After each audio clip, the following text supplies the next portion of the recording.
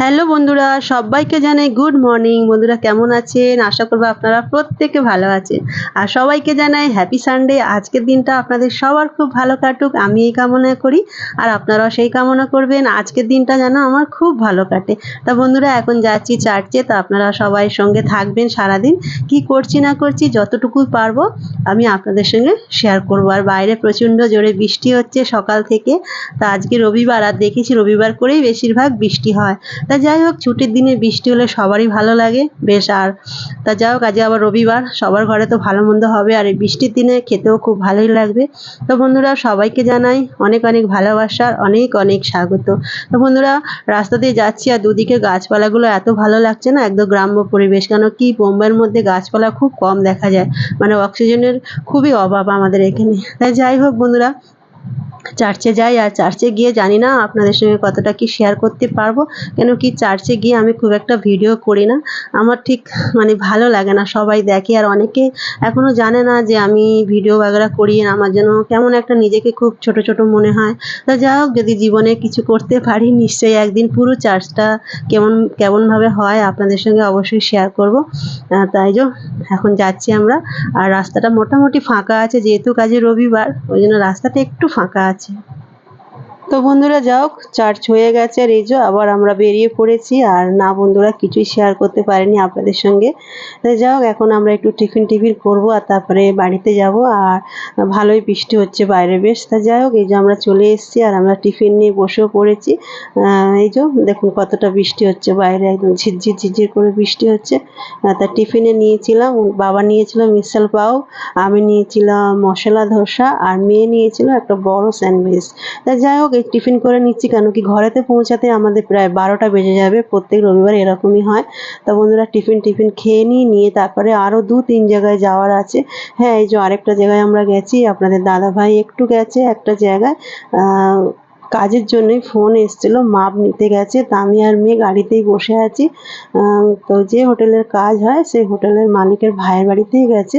তা আমরা আর গেলাম না, ঠিক লাগে না ওগুলো। তো যাই হোক, আসলে তারপরে বাড়িতে ফিরবো। আর এখন বাজে 11টা। আর তারপরে আরেকটা জায়গায় যাব, মেয়ের বন্ধুর বাড়িতে যাব। মেয়ের কিছু বই ওর কাছে আছে, যেহেতু মেয়ে অসুস্থ ছিল, বইটা কমপ্লিট করা হয়নি। তা ওর বন্ধু বলেছিল করে দেবে, তা সেও অসুস্থ। তাই যাই হোক, বইটই নেব, তারপরে বাড়ি ফিরবো। জানি না আজকে কখন রান্নাবান্না হবে আর কখন খাওয়া দাওয়া হবে। তা যাই হোক বন্ধুরা, আজকের আমার ঘরেতে প্রার্থনা আছে সন্ধ্যেবেলা 7টার সময়। তা সবাইকে অনুরোধ রইল, সবাই একটু দেখবেন। আশা করছি আপনাদের ভালো লাগবে। ভিডিওর মাধ্যমে আমি যেটুকু পারবো আপনাদের সঙ্গে তুলে ধরবো। আপনারা হয়তো বুঝতে পারবেন না, কেন কি পুরোটাই হবে মারাঠিতে। তবে একটু ধ্যান দিয়ে যদি শোনেন না বন্ধুরা, ঠিক বুঝতে পারবে। তাই যাই হোক, ঘরের কাজকর্ম মোটামুটি আমি কাল থেকে সমস্তটাই সেরে রেখেছি, কেন কি আমি জানি রবিবার মানে একটু দেরি হবে, তার জন্য। তা বন্ধুরা ঘরে যাই, গিয়ে বাকি কথা আবার শেয়ার করব। এখন বাজে দেখুন কটা, এখনো রান্না হয়নি, এখনো মটন টকবক টকবক করছে আমার কুকারে। এই যে ঘরেতে এসছি 12টার সময়, এসে জোগাড়জাতি করতে করতে বাস, তার মধ্যে কাজের ওই ভাবি এসেছিলো, কাজ করলো। আর এখন এই যে মেশিন হচ্ছে, একটুকু বাকি আছে। আর রান্না করেছি আজকে, কি রান্না করেছি, এই যে উচ্ছে আলু আর একটু কুমড়ো ছিল, সেটা ভাজা করেছি। সবজি কিছুই নেই, আর মেয়ে তো মটন খাবে না, তার জন্য এই যে হাত মাখা ডাল, এটাই খায় একটু। আর এই মটনটা করেছি ঝাল ঝাল করে, যদি আপনাদের দাদাভাই একটু খাবে, নাহলে জানি না কী হবে। আমার জন্য এনেছে অ্যাকচুয়ালি, আমি খাওয়া বলেছি। মাছ টাছ কিছুই নেই ফ্রিজে। তো যাও বন্ধুরা, স্নান টান করে নিই, খাওয়া দাওয়া করে একটু রেস্ট নিই, তারপর আবার বিকেলবেলা একটু আবার রেডি হবো, কেন একটু প্রার্থনাতে আসবে যেহেতু 7টার সময়, তার আগেই সবাই চলে আসবে। তা চলুন বন্ধুরা, মটনটা টকবক করে ফুটতে হয়ে এসছে, এবার অফ করে দেবো। উপর থেকে একটু ভাজা মশলা বলে তো জিরো মরিচ গুঁড়ো একটু ছড়িয়ে দেবো, দিলে একদম রেডি আমার মটন টকবক টকবক। রবিবারের স্পেশাল মেনু মটনের ঝোল লাল লাল। তো বন্ধুরা খাওয়া দাওয়ার পরে একটু রেস্ট নিলাম, কাজকর্ম সমস্তটা গুছিয়ে নিয়েছি। আর এই যে আপনাদের দাদাভাই এসেছিলো, এসে টিফিন দিয়ে গেল। হ্যাঁ, যেহেতু পরে আসবো ওদের জন্য টিফিনের ব্যবস্থা। এই যে এখানে আছে চিপস আলুর, আর এটা একটা মিষ্টি এখানকারের, মানে যেটাকে লবঙ্গ লতিকা বলি আমরা কলকাতায়, সেটা একটু বড় বড় সাইজে। আর এখানে আছে সিঙ্গাড়া, আর এই যে ঠান্ডা, কেন কি এখানকার লোকরা খুব একটা চা খায় না। তাই যাই হোক বন্ধুরা, একটু পরে ওরা চলে আসবে আর আমি ঘর দর একদম টাকাটাক ঝাঁকাঝাক করে নিয়েছি, একটু খালি করেছি এগুলো। কেন কি ওরা কতজন আসবে সঠিক জানি না, জিজ্ঞাসা করাটাও ঠিক হবে না। তবে আমাদের আন্দাজে 20-25 জন তো হবে। তাই যাই হোক সেই অনুযায়ী আমরা টিফিন আনিয়ে নিয়েছি আর এই কটা জামা কাপড় আছে তুলবো, বাকি সব কাজ হয়ে গেছে। তা বন্ধুরা আমিও একটু রেডি হয়ে নিই আর একটু পরে শুরু হয়ে যাবে প্রার্থনা, এক এক করে সবাই আসছে। যাই হোক বন্ধুরা এই যে সবাই চলে এসছে, সবাই বসেছে। তা আমি একটু অনুরোধ করছিলাম যে যদি হিন্দিতে একটু প্রার্থনা টার্থনা করো তাহলে খুব ভালো হয়, কেন কি আমরা একটু মানে মারাঠিরাও বুঝতে পারি তেমন না, তবে খুব ভালো হতো। তাই না একটু হাসাহাসি হচ্ছিল, আমি বলেছি আমি হিন্দি একটু একটু বুঝতে পারি, তাই না সবাই খুব হাসাহাসি করছিল।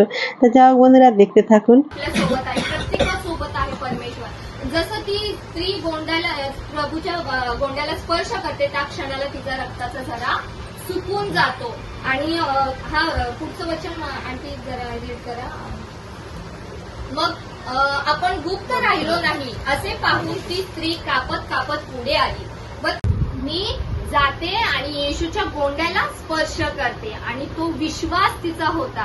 आज या कुटुंबाने पण तोच विश्वास ठेवला की संकट कितीही येऊ दे पण आम्ही येशूपासून लांब जाणार नाही. म्हणून येशूनी या घरावरती ब्लेसिंग्स पाठवली आणि देव बाप्पा प्रभू परमेश्वर पिता काय सांगत आहे की या घरावरती मी।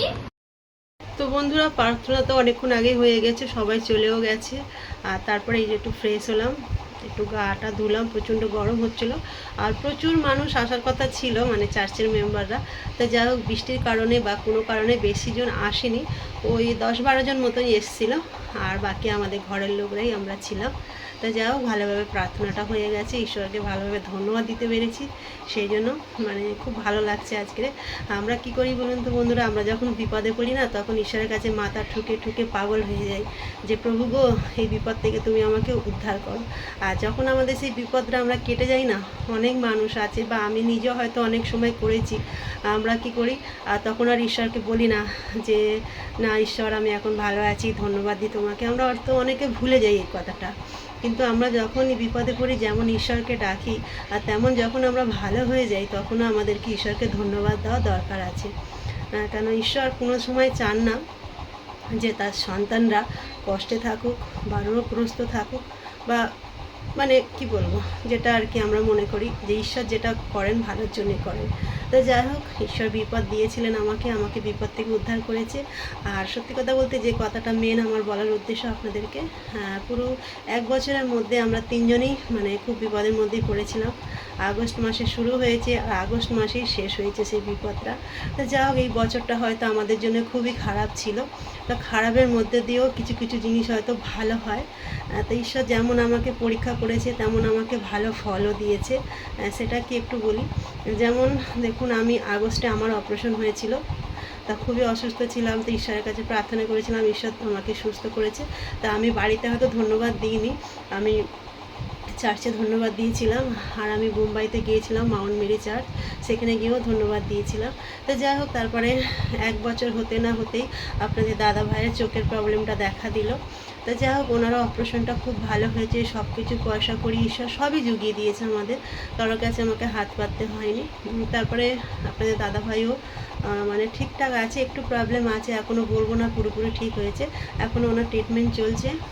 তবে তার মধ্যে কি হয়েছে, এত বিপদের মধ্যে দিয়েও ঈশ্বর এতটাই আশীর্বাদ করেছে যে আমরা আমাদের যে একটা ঘর নেওয়ার কথা ছিল সেই ঘরটা আমরা এই বছরের মধ্যে নিতে পেরেছি।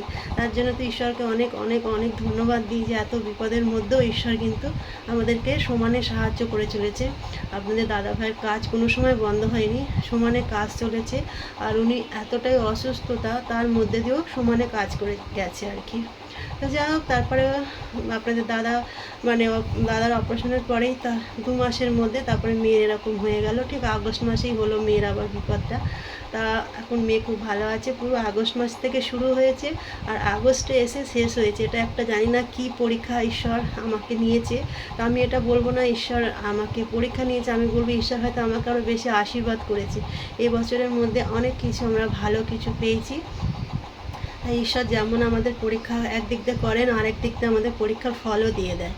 তা আমরা হয়তো মাঝে মাঝে আমাদের কষ্ট হয়, আমাদের রাগ হয় যে ঈশ্বর কেন আমার সঙ্গে এরকম করছে, তার পিছনেও কিছু না কিছু কারণ থাকে। তো যাই হোক, আমি তাও ঈশ্বরের পথ থেকে সরিনি। আমি সবসময় প্রার্থনা করে চলেছিলাম যে ঈশ্বর বিপদ দিয়েছে, ঈশ্বর আমাকে উদ্ধার করবে। আমার অনেক আত্মীয় স্বজন আমাকে বা আপনাদের দাদাকে অনেক কথাই বলেছিল, মানে দেখছে বিপদ, তার উপরে এমন এমন কথা আমাদেরকে বলেছে যে কেন তোমাদের সঙ্গে এরকম হচ্ছে, বারবার তোমাদের বিপদ আসছে। তা যাই হোক, আমরা হাল ছাড়িনি, আমরা ঈশ্বরের পথেই ছিলাম। সারাক্ষণ আমি প্রার্থনা করতাম, আর আমি শুধু একটাই প্রার্থনা করতাম যে ঈশ্বর তুমি আমার সঙ্গে থেকো, আমার সাথ ছেড়ো না আমাকে তুমি। আপনার দাদা ভাই তখন তাদেরকে একটা কথাই বলেছিল যে হয়তো আমার কপালে এটা ছিল, তা সেটাই হচ্ছে। তা যাই হোক, মানুষ অনেক কিছু বলে যখন বিপদ হয় না বন্ধুরা, মানুষ পিছনে কি বলে যে নিশ্চয়ই ওরা কোনো খারাপ কাজ করেছে, ওরা কিছু করেছে যার জন্য ওদেরকে এমন বিপদ মানে সম্মুখ হতে হচ্ছে। কিন্তু না, সেটা আমি বিশ্বাস করি না। কেন, আমি দেখেছি ঈশ্বর সবসময় ভালো মানুষদের উপরই পরীক্ষা করে। তা আমি সেটাই মনে করি, আমরা কোনোদিন কারোর ক্ষতি করি না, আর এখনও পর্যন্ত চাই না। আমরা চাই সবাই ভালো থাকুক, সবাই যেন মানে ভালোভাবে বাস করুক এই পৃথিবীতে। আমার কোনো শত্রু নেই, তবে হয়তো আমি অনেকের শত্রু এরকম মনে করতে পারে। আমি মনে করি সবাই আমার আত্মীয়, সবাই আমার প্রিয়জন। তা যাই হোক বন্ধুরা, এই হলো বিষয়। তা সব বিপদ থেকে আজ আমি উদ্ধার হয়ে আবার আমি নতুনভাবে আমরা সব কিছু শুরু করেছি। আর আমি তো একদম পুরোপুরি সুস্থ, মানে আমার যা কষ্ট ছিল এখন তার তুলনায় কিছুই নেই। আমি ভালো আছি, তার জন্য তো ঈশ্বরকে সবসময় ধন্যবাদ দিই। আর আপনারা সবসময় এরমভাবে দেখবেন, ঈশ্বরকে ধরে রাখবেন, তাহলে যতই বিপদ আসুক আপনাদের মনে হবে না যে আপনাদের বিপদ এসছে। আপনারা সবসময় মনে রাখবেন আমাদের সঙ্গে আমাদের ঈশ্বর আছে। তা বন্ধুরা, অনেক কথা বলে ফেললাম, অনেক কষ্টের কথা, অনেক আনন্দের কথা। তা ভিডিওটা আর বেশি বড় করতে পারছি না, অনেকটা রাত হয়েছে। তা আপনারা সবাই ভালো থাকবেন, সুস্থ থাকবেন, সাবধানে থাকবেন। আর আমার ভিডিওটা যদি আপনাদের ভালো লাগে অবশ্যই লাইক কমেন্ট শেয়ার করবেন। আর আমি যদি কিছু ভুল বলে থাকি তাও আমাকে বলবেন। আর তাই সবাইকে জানাই টাটা, গুড নাইট। আবার কালকে দেখা হবে নতুন একটা ব্লগের সঙ্গে।